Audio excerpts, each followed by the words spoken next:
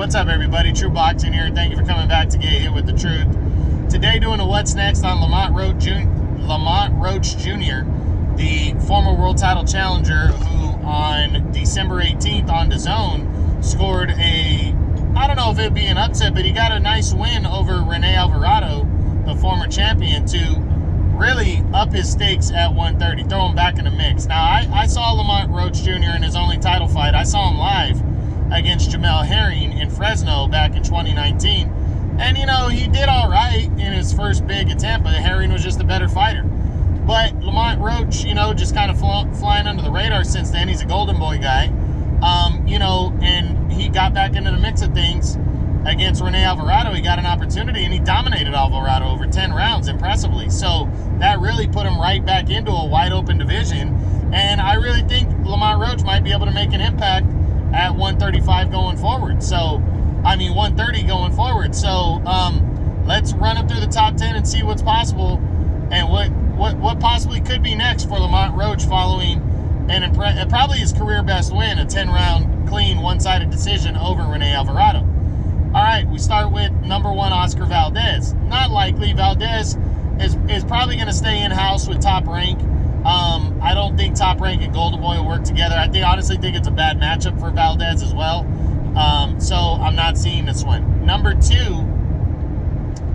is a showdown with, for Lamont Roach, would be a showdown with Shakur Stevenson. Another guy that's with Top Rank. Worst case scenario, because Stevenson is with the WBO, maybe they might offer a fight with Lamont Roach if Stevenson cannot get Valdez to get in the ring with him next. But right now, I'm probably going to lean towards the less likely.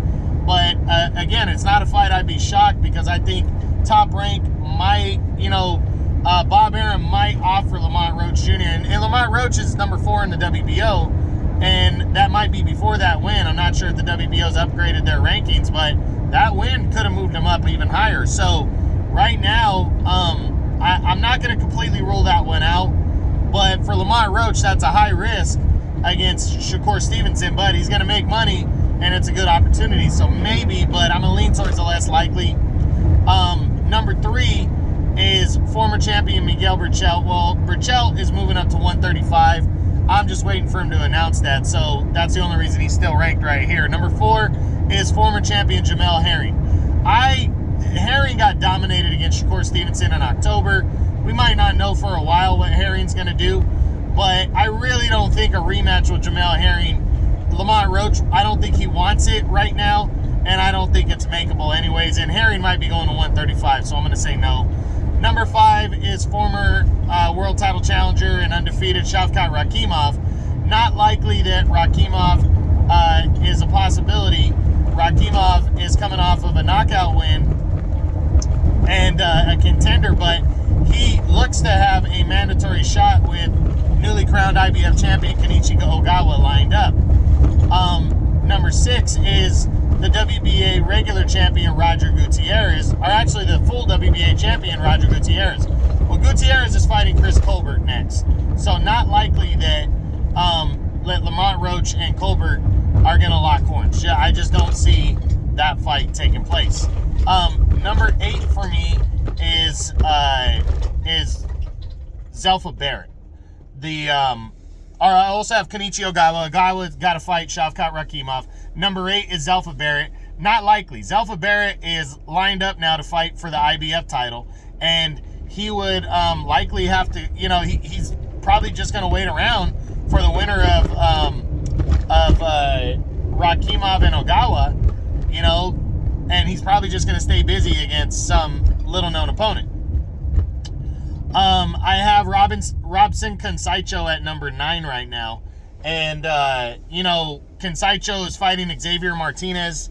He's a top-ranked guy. He's fighting Xavier Martinez in January. And I highly doubt a Lamont Roach fight would be after that.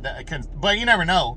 But as of right now, Lamont Roach might have trouble finding a good opponent. So I really think an eliminator might be his best option. Maybe go after a final eliminator. And maybe he'd be fighting for a vacant belt. I don't know if Stevenson, if he doesn't get Oscar Valdez, is going to stay at 130 for very long. if he can't get big name opponents. So I think a possibility is Shakur Stevenson for Lamont Roach. That might be the best possibility that he has, though, in the top 10. And if not, I'd say he either stays busy or he's going to go after a WBO, possibly a final eliminator, to become the top contender and move on and fight for the title at some point, maybe the second half of the year of 2022. But Lamont Roach really did himself a lot of favors by getting that very solid decision victory over Rene Alvarado. And that's what's next on former world title challenger Lamont Roach Jr. following a one-sided 10-round decision over former champion Rene Alvarado. I hope you guys enjoyed it. True Boxing, you've been hit with the truth.